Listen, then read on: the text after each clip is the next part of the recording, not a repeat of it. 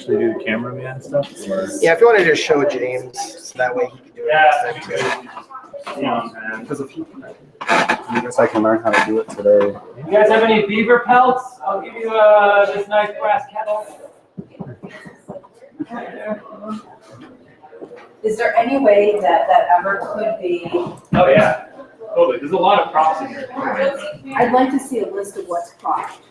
These are all Oh, props. I can see. All of this. These are artifacts right here. These are. Did you bring down any extra gloves? Yes.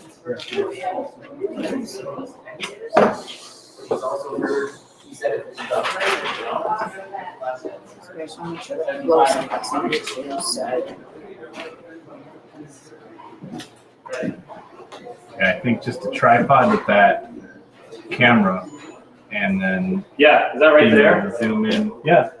Do you want to? Dennis, tell James what we need to order. Okay.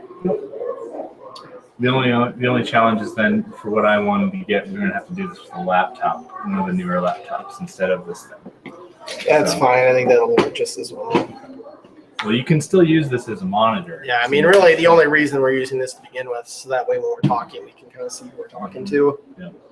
So this will just be the monitor. In fact, Also works good for photos too. Here, you want me to set that up? Yeah, this is this. Yeah. So what are we recording? You guys? Just well, that's a question. What do you guys want? I see this as a camera that we can use for promotion to like other institutions. Should we? Whatever. I think seeing that would be cool. So even if it was set up right here and looking this way, because then you got that. That would be kind of cool. So let's get the legs higher. yeah, how about we get everybody connected to the Hangout first? Yeah, I'll deal with this. Go ahead. We got Jess. one viewer. We've got our first viewer. That's just us. No, there's one. Oh, they went away. I'm just getting going to this page. Is Jamie on yet? Same thing that happened last time here. Let me go through it. Kristen, we had somebody view it, so.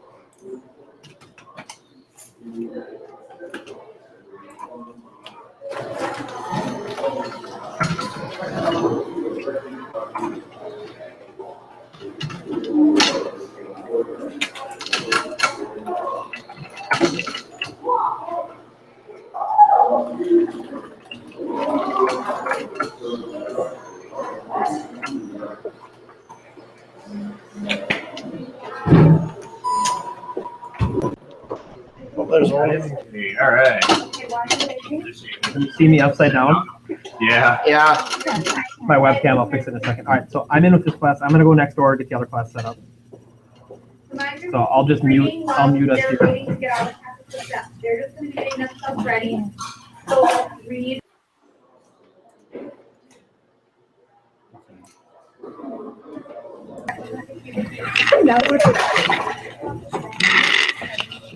I'm gonna mute that until he's situated.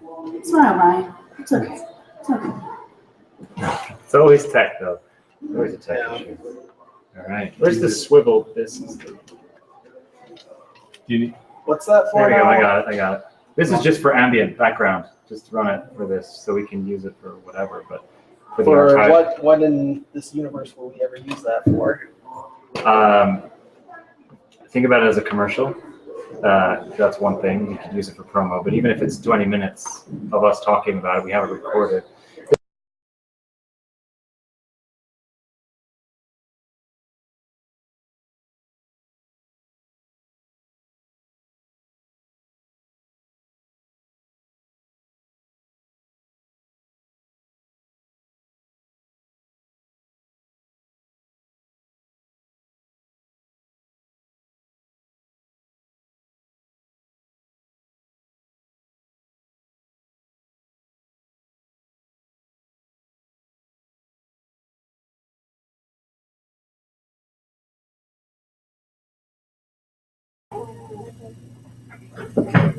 Are we reading?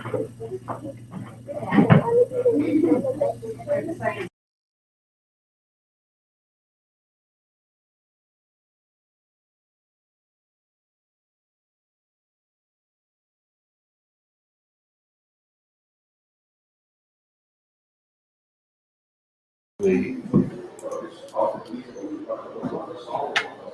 You order some adult size gloves too. I know.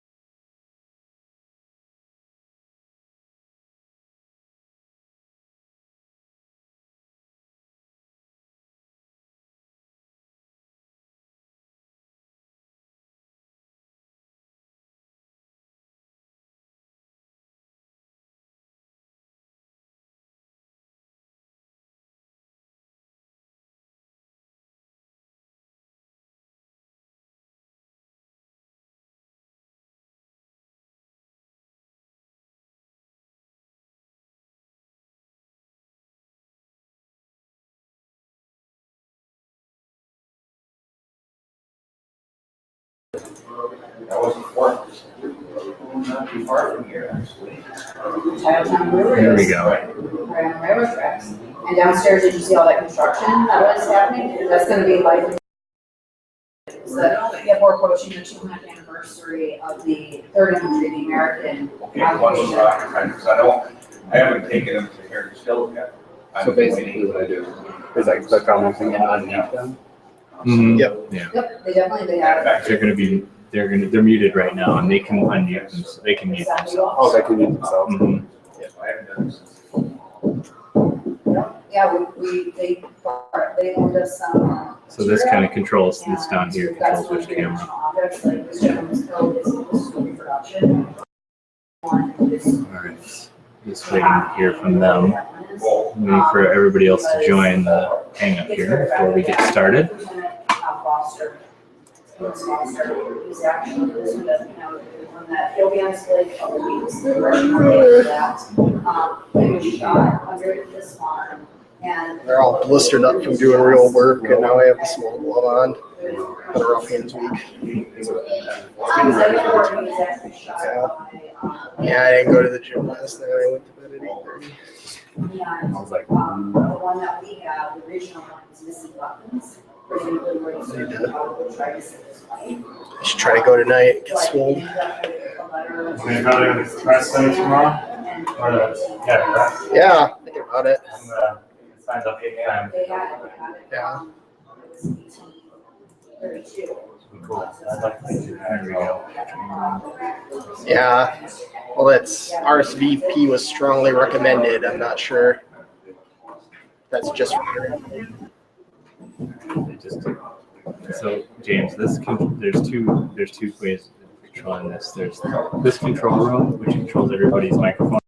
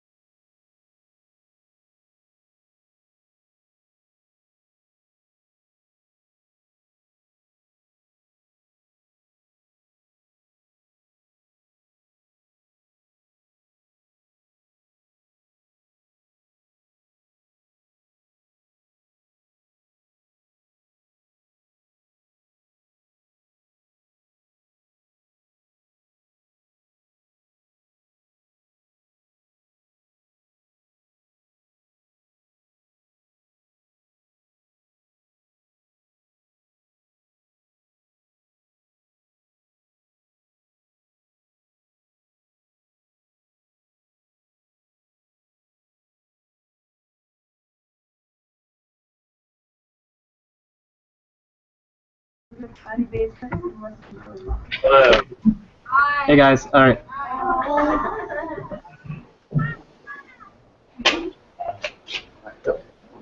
All right. All right, so that's right. Yeah, you're in. I'll have to put this on inside here. So can I grab that? So I have the two. You guys hear me okay, Ryan? Yeah, we can. Okay. So the two buildings, or the two teachers at Valley View are in. We're still waiting. Mrs. Schrader's over at Pioneer, and she's still waiting for the invite. She said that Mrs. Amundsen and Mrs. Messmore haven't given. So I'm going to message you guys those email addresses one more time and try it. Sounds good. Yeah. How's the audio levels, Jamie, at least? Yeah, we can hear you well. Yep. Okay, I'm going to go do a test inside Okay. of this exhibit. How does it sound back here? Is that okay, or is it a little bit harder to hear? We can hear you. It's muffled, but we can hear you. Okay. It's still a little less, but How about this? Is that a little bit better? yes. Okay, so I'm going to bounce up. I just have to look up. I just turned up the volume too, Kevin, so that's probably it. Turned up our mic here. So. All right, Dennis, I'm sending you those right now. Perfect.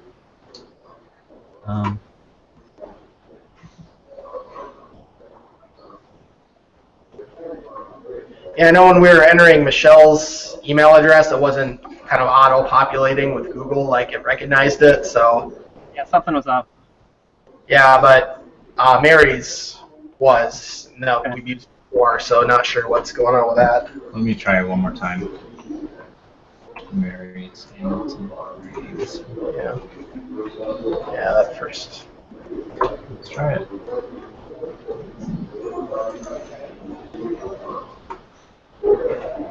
Getting to about particularly 15. So I went into Gmail and added them as actual.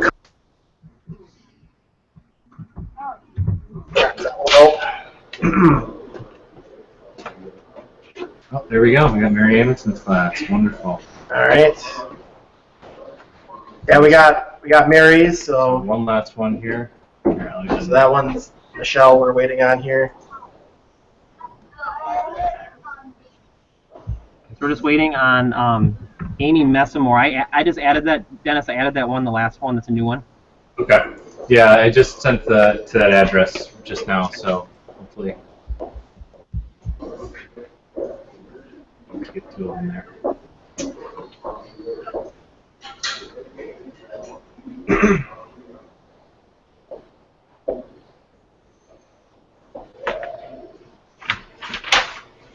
Amanda's coming out tomorrow from, she probably got hired at the State Historical Society.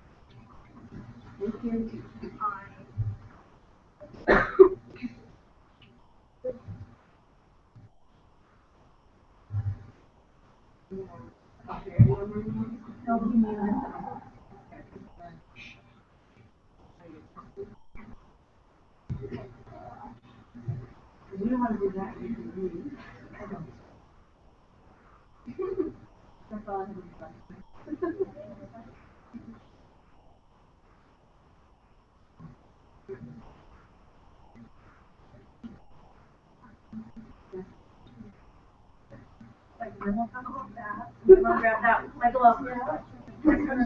We'll do this.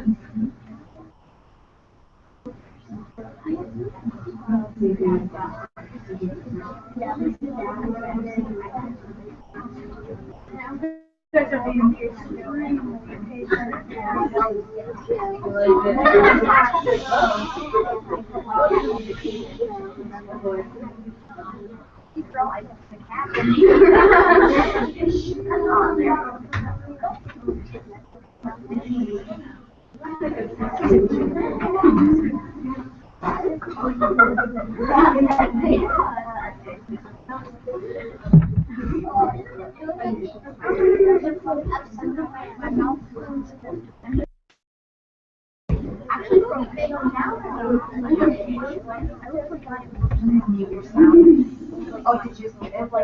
just unmuted it to see when it muted, or and you guys should be muted.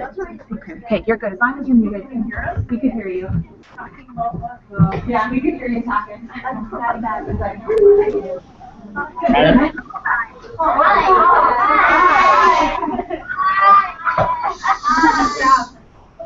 Ryan, can you hear me all right? Nope. Yep, we can hear you. Okay, we're just going to have Mrs. Messmore's class join another class. So if you guys are ready to get started, we'll do that. Teachers, can you guys all mute your classrooms so that way we're not getting all the feedback? Okay, do you want us to wait just a second so they can kind of move, or should we go ahead and get started?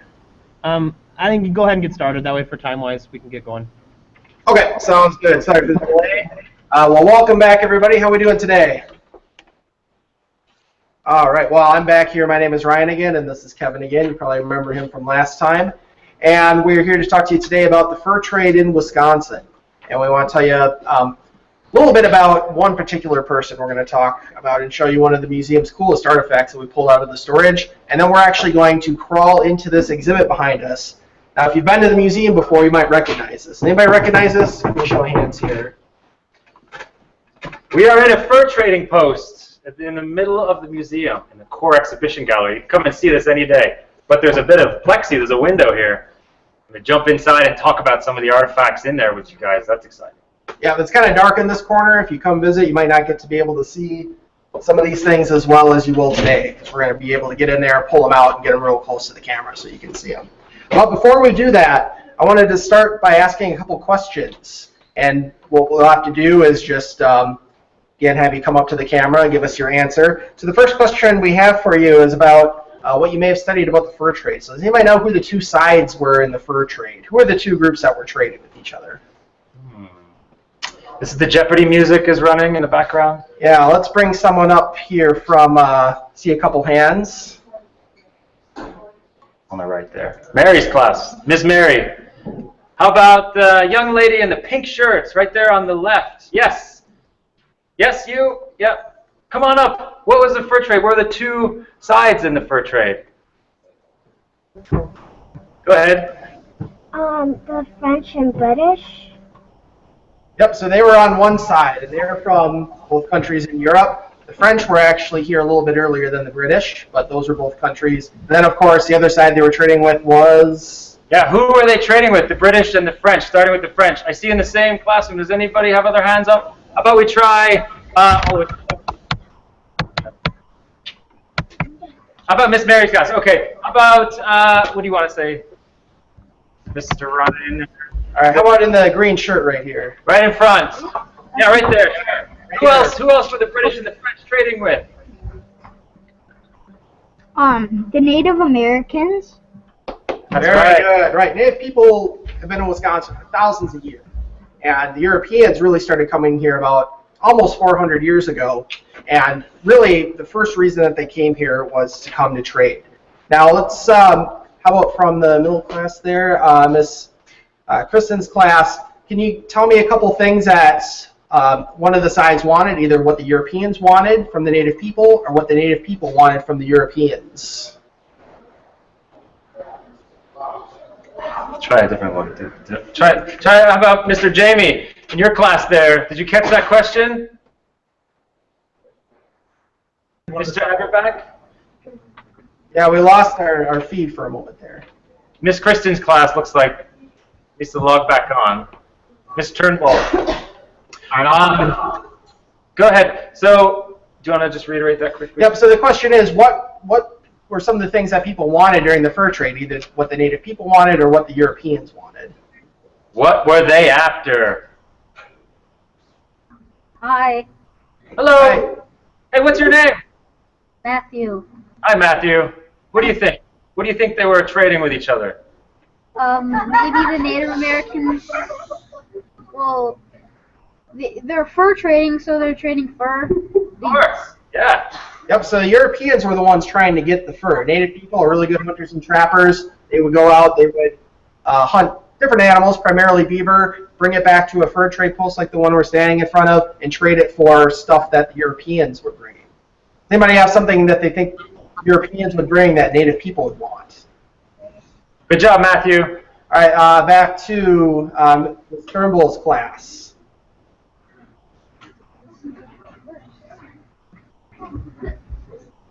All right, somebody's coming up. Oh, go right in front of it. What's your name? Mercedes. Mercedes. I wish I would drove one of those, but it's a great name.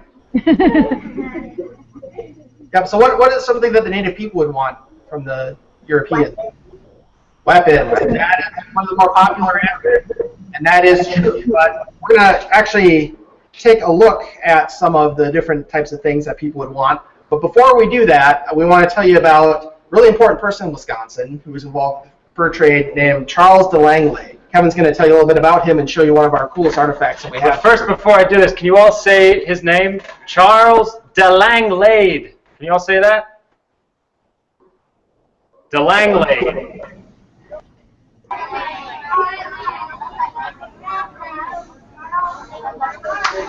All right, okay. No, you got it. De Langley, interesting name. Well, we have something really cool here. Not only his coat, but his hunting sword. I'm going to bring it up to the camera here. Look at how beautiful this is. This is a hunting sword from about 1750, and it was given to Charles de Langley a little bit later in his life. He came here in about 1745 with his father at the age of 16.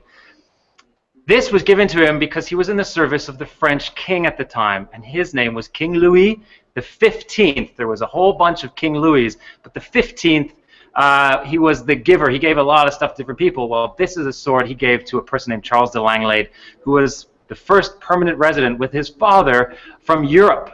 His mother was at Ottawa. She was an Ottawa woman, so that means she was native from Canada, and his dad was French. So this is just a beautiful example of a hunting sword. You can see how long it is, and it's still very sharp to this day. So the title of this hangout is Green Bay in the Fur Trade 300 years ago.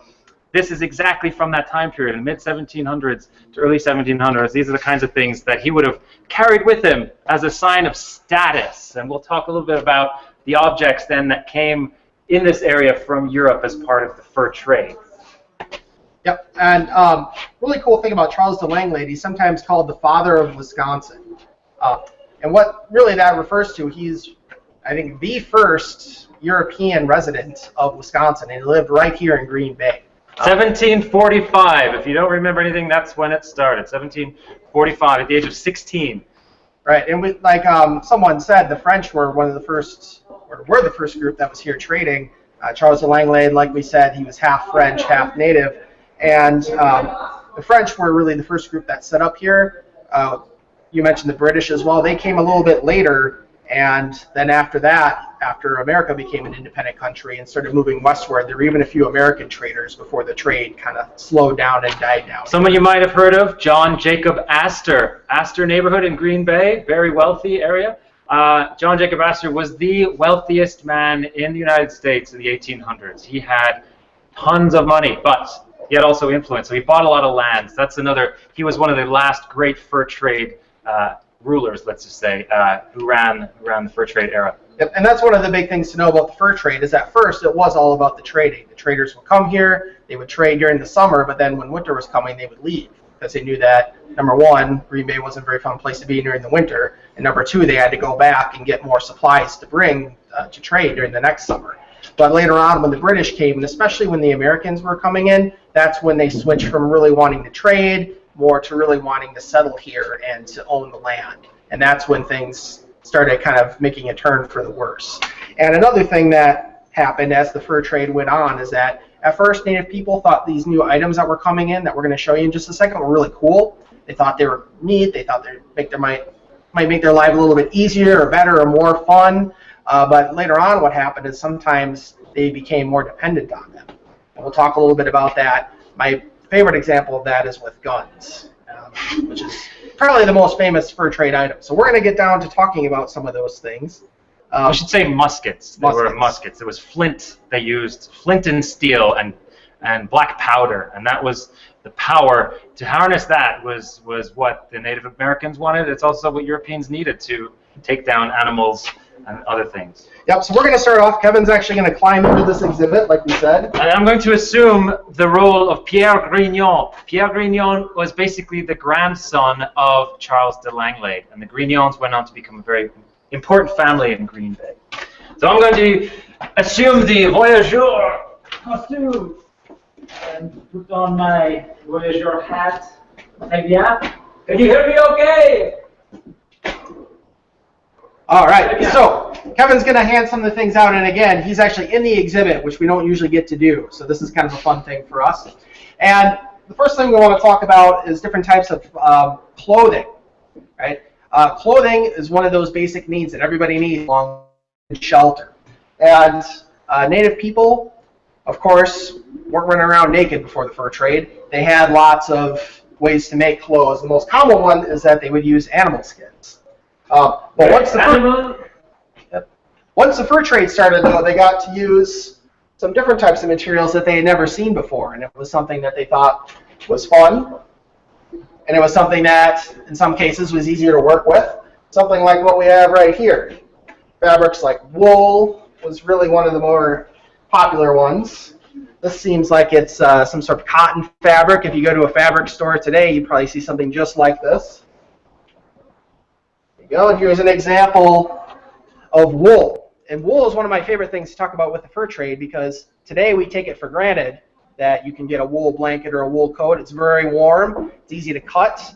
But sheep are not native to Wisconsin, so there was no wool here before Europeans came and brought this material and eventually brought sheep. Merci, monsieur. Right there. C'est bon? Yep. All right, next category we're going to talk about are different types of tools.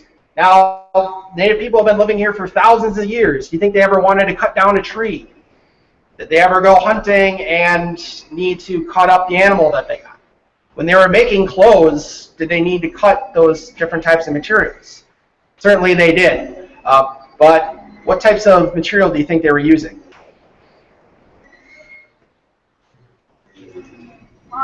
Right. You can just shout it out. You probably have learned about this. I'm sure a lot of noise there. I'm assuming most of you said stone. There's also copper tools that you may have learned about. But perhaps, go ahead. But one tool that, one material that was really unique to the fur trade was iron, and later on steel. So here it is. Right, this is the French axe. The trade axe became extremely important from stone to iron. Yep, so you can see here this one, very rusty, right? See the other side, that's the maker's mark. Yep, and there's a little imprint on there that you can see, and we sent along a picture ahead of time that's got the a little bit higher quality image that you'll be able to see, but it's got the imprint of the person who made this. So this artifact, one of the things I like about working at the museum is you get to handle something and you get to think about the story. So think about the fact that this axe head, the iron was mined somewhere else in the world, probably in Europe. It was taken somewhere else and pounded and melted down and turned into this. Then it was brought across the ocean in a big ship to somewhere maybe in Canada. And then it took a smaller canoe maybe to get all the way to Green Bay, and then someone traded a stack of furs for it, and then who knows what happened to it. It was probably ended up getting discarded, maybe buried in the ground, turned all rusty, and then we have it here at the museum. So if you think about all the different steps that this piece has taken over the last 300 years to get to my hands today, I think that's pretty amazing. That's one of the things I really like about working here at the museum. C'est si bon. That will blow your mind. Yes. All right, one more type of tool here. You can see Kevin has got a kettle. And again, if you've learned about the fur trade before and Native people, you know that they were making bowls because back before the Europeans came, they needed to store food, they needed to carry water, they needed to do all those things, but they were using clay to make pottery, just like you might in our class today. This one, again, is probably brass. It's a brass pot, so very strong, and immediately pottery went away. Native people stopped making pottery altogether, and they eventually just abandoned the tradition until recently being brought back to life. Yep, and we're going to talk about that a little bit later, which is a great example. All right, now, the one that we've all been waiting for, weaponry. This flintlock is here. This would cost you probably 100 beaver pelts or more to obtain said rifle. I'll show them close up with a flintlock. Yep. So this weapon, again, is a real thing. It was used by real people. It was fired by real people. Just watch the flints because it might fall out. Yep, and you can see here, this is called a flintlock rifle because this piece of rock right here is called flint. It's locked in. This thing twists and holds it in. And when you pull the trigger, it slams up. Hits the metal part here, creates a spark. All the gunpowder inside starts on fire and blows up. That forces the bullet out the end of the gun. So it's actually a fairly simple technology if you have the gunpowder. We'll rotate it this way, and I'll bring it back. That's a nice stance. There's a muzzle load you can see that would ram the ball down in there, and they took down lots of deer and elk that way. And we still see the flint in the archaeological records. We find it in the ground, as well as a trigger guard. When I was doing an excavation a number of years ago on Madeline Island in Lake Superior, very important fur trade site, I went out of one shovel test, so I dug a hole in the ground and found a trigger guard just like this. The State Historical Society were very happy when the only thing I ever find in my shovel is dirt. Okay, what's next, Brian? But again, this idea of being able to get this technology was brand new, and before this, Native people were using things like spears, a long time ago, and then more recently bows and arrows. But getting something like this represented a huge change. And you can imagine a gun like that packs a much harder punch than a bow and arrow. But there are advantages and disadvantages as well. All right, last thing we want to show you here today is some different types of artwork. Art and jewelry. So you can see Kevin has some glass beads. Seed beads. This is the currency. Here you go, Ryan. The currency of the day, as well as anything trading. But the Native peoples here already had a very, very important bead tradition, wearing beads, ceremonial dresses. But European manufactured beads like these really increased how their style, their dress changed over time, just like the clothing itself. So not only that, some beautiful pieces of silver that came out of Montreal. Most of it came from Montreal and Quebec. Here are two examples. These are replicas of ones we have actually in the museum upstairs. That's a gorget. So it goes around. I want to show it right up to the camera. Oh, is it up to your neck? It goes around your neck, yeah. Okay. And then the other one is an arm bracelet. That was used as a cufflink, like right out here. Yep. So again, you can see this type of metal was just not something that Native people had developed the technology to work with. They did have copper, which you probably learned about, but they didn't have the technology to work with this type of metal yet. Or the metal itself. There was no silver mines here. Even more Came important. from other parts of the world. So that was a luxury good. Right. So. All right, now those are the main things that we wanted to show you in terms of our artifacts. And I know we're kind of running out of time, but there's something I think that is really important to learn from seeing all these artifacts. Now, what I want to do is ask a couple more questions. And let's start with right there. That is Miss Amundson's class. And what the question I have for you is, can someone tell me the difference between a need and a want? Can someone come up and tell us what the difference is between something you need and something that you want? All right, way in the back, and it looks like bright green on my camera. We saw that hand shoot up right away. Bright green. Bright Yeah, green. there we go. There's the young man by the window. That's who I saw. What's your name, young man? Brett. What's your name? Brett. All right, so Nice to meet you. Yep. So what's the difference between something you need and something you want?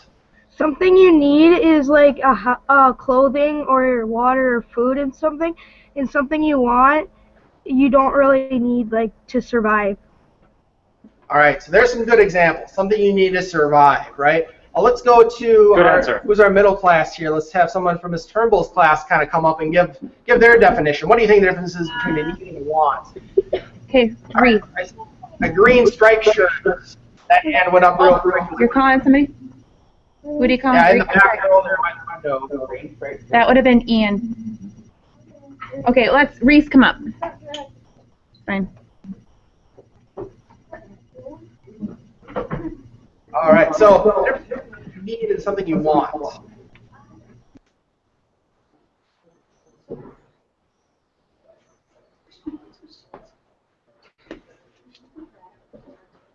Are we there? Do we have an audio feed to miss? Okay, hey. God. All right, so sorry, can you start from the beginning? Something you need versus something you want. Something you need or want. What? Oh God. Okay. I think something you want would probably be like a toy, more likely a toy than anything. So, toy, good example. Yeah, it's a good one. Good example. All right, let's take one from the last classroom here on the end, the one that's got Mr. Aberbeck in it. How about? Yeah, I didn't see who had their hand up. How about teacher's choice? Teacher's choice, yeah, whoever. There you go, hey. What's your name? Christine. Hi, Christine. All right, something you need versus something you want. What's the difference? Something that you need is like something that you can't live without, like water and food and like shelter. But something that you want is like maybe like a toy or like something like a book or like something like that. Okay, so those are some pretty good definitions. I have a few questions for you. And what I'd like everybody to do is I'm going to say something, and then I'm going to ask if it's a need or a want. And you're going to raise your hand to vote if you think it's a need or a want. So let's start with something that's kind of modern day. How about shoes? Are shoes a need? If you think so, raise your hand. Are shoes a want? If it's a want, raise your hand. What do you think? Looks like pretty split. Now, shoes, they protect your feet. It could go either way. It could go either way, right? You need at least one pair. Yep, that's why I started with shoes. It's interesting. I could probably get by without a pair of shoes. I wouldn't be able to go into stores, right? Or go out in the snow. Yeah, you wouldn't be able to go out in the snow, but you could cover your feet with something else. You don't need a nice pair of Nikes or anything like that. So shoes are a little bit of both. You need something to protect your feet, but fancy modern shoes like we have, probably more of a want, right? How about a ice cream? Is that a need or a want? So who says it's a need? I don't know. We are in Wisconsin. It's pretty much a mandatory treat at the end of every evening. Who says it's a want? All right, looks like say, most you're probably of us right. Want, right? But some of us need that ice cream, and that's fair play. Yep. But again, my point is that it's complicated, right? You need food, but perhaps some food you need more than others. And certainly I could stand a little bit less ice cream, I think. But now let's go back to some of the things that we saw just now when we were here in the fur trade post.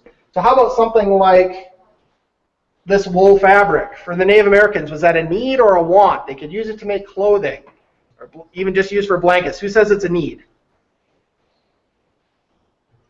Who says it's a want? Again, a little split, right? Before the fur trade, did Native people have blankets? Did they have clothes? Yeah. Certainly they did. We just know that they were made out of different materials. They were usually made out of like animal skin, right? So they had things like this, but this is a little bit easier because if you want to make a deer skin shirt, you have to go out, you have to hunt the deer, kill the deer, pull the skin off, tan the leather, cut it, sew it up together. Something like this you could just trade for, cut it, you could make a shirt much more easily and quickly. Might even be a little bit warmer. So definitely was an improvement for them. They liked to have it, plus it was nice and bright and red, but it wasn't like they couldn't live without it. Same could be said for our friend the brass pot here, the trade kettle, right? It's a real artifact that was used 300 years ago at least for cooking. So it made it a lot easier and durable. Need or want? Could go either way. They had, remember, the clay pots before it. So raise your hand if you think it was a need to upgrade to the metal version. So some, yeah, some. What about want? They wanted to have something that was more durable. Yeah, okay. So that's the majority of you. It's true, I mean, but that's how we kind of live our lives. Technology gets better and makes our lives easier. In this case, they didn't have to keep making new pots because they break every couple of years, especially if they were heated up on a fire. Remind you, this is before you had an oven or a range or something to set a pot on. You had to make the fire and put it in coals. So this allowed it to be a much more durable and transportable technology. And that's exactly what was used to make the stews of 300 years ago for the voyageurs. All right, last one for you, and then we'll start wrapping it up here. How about our friend the musket, the gun, right? Was that a need or a want? Who says need? Some of us again say need. Who says want? Right, so again, we've got a few more on the want side. And again, it's not so simple as one or the other, right? Back when the fur trade first started, Native people have been hunting with bows and arrows and spears for thousands of years. Certainly, the musket was nice, it was handy, it was something that made life easier. But if you have a musket, you also need gunpowder, which was invented by the Chinese way over in Eastern Asia, but it finally made its way here in the 1600s. Yep. Now what happened, and this is kind of where the end of the fur trade starts to come up. One of the things that happened that I think is kind of sad, but fortunately some of these things, and I think we'll kind of finish up by talking about this, some of these things are starting to come back, but some of the old ways of doing things were lost for a while. Right? When people started trading for muskets, they spent all winter maybe hunting and trapping these beavers. They really wanted one of these muskets, so they went out, they spent all this time and energy to get a musket. And then they had to go out and spend more time and energy to get the powder and the bullets. Pretty soon they were spending so much time trying to get enough supplies to use that musket and to use it that maybe the tradition of how to be a really good bow and arrow hunter sort of faded away. Kevin was talking about with the pottery as well. Once they started spending more and more time learning how to hunt and trap better so that way they could get more of these beaver pelts to then trade for something like the brass kettle, the tradition of making the pottery kind of fell to the wayside because they had access to something they felt was better, but some of those old traditions started to fade away. Pretty soon people didn't remember how to do it as much anymore, and pretty soon no longer did they have the option of going back. So some of these things turned into a need that were previously wants because of, over time, some of the old skills faded away. I know my ancestors, when they came to Wisconsin, they were farmers. If I had to go outside and start a farm right now, I wouldn't have a clue where to begin. And I think probably the same can be said for a lot of us. Our ancestors knew how to do things that we would have no idea how to do today. Of course, our ancestors wouldn't know how to use computers like we do. But that just Google Hangout, what are you talking about? Yeah. So my point is that I want to finish here. I'll give Kevin the last word as well. But a lot of these things aren't so simple as need versus want. If you think about the changes that happened over time, the skills that people gain or lose, technology, and really that's what we're looking at today, are all these different technologies during the fur trade. Technology really changes us more than we change technology sometimes. That's very true. It's very philosophical. So you'll get to that a little bit later in your education. But what we're talking about is a very interesting time frame in Wisconsin history, but also in American history, and Canadian history, and French history, and European history in general too, because it's all interconnected. We're sitting here 300 years removed from a time when people behaved fairly similar to the way we do today, with polite manners. They're assessing their needs and their wants to survive the winter, a very harsh climate. But they also had style, and some of those traditions carry through time. We all have style, right? But some of them had just, I'll end with this kind of symbol. Do you see on here, this is that silver gorget. There's a symbol of a fish that we can all identify with, certainly in Green Bay and the Fox River and everywhere in the Great Lakes. But that symbol is sustenance, right? It's what we eat, it's our pastime. But at the same time, it ties us to a tradition that fish meant something to the person that wore it, different than how we would interpret it today. So symbols that were left behind, the objects, including the dog-pommeled Charles de Langlade sword, has meaning in and of itself. And the fact that we here at the Neville Public Museum have all of these wonderful objects to care for you guys, because it's ultimately belongs to the people of Brown County, that this collection is for us to preserve and tell the stories for your generation and for those that have come before us. So with that, we look forward to Google Hangout 5.0. This 4.0 one on the fur trade was pretty cool, I think. I hope. Did you guys like it? So. Raise your hand if you had fun today with us. All right, that's good. How about a round of applause for yourselves for being awesome Google Hangout listeners and answerers? You guys know a lot about this stuff. Well done. Yeah, so the good news is that the next one we do is a little bit sooner. This one got delayed by a little bit, so we get to see a little bit sooner than we usually do, which is good news for us because we love talking to you. And we're also going to be talking to you about our brand new exhibit that we're in the middle of building right now. It's about Fort Howard, which was the first military fort here in Wisconsin. It was really the first American presence here. So we talked about the British and the French were here, but when Fort Howard was constructed and rebuilt about 200 years ago, exactly 200 years ago, that's really when Wisconsin became an American territory. So that's what we're going to talk to you about next time, and we're really excited because it's going to be a great exhibit. It's going to be awesome. So come down and see it yourself. Opens the 16th of April, but we're going to talk to you before then.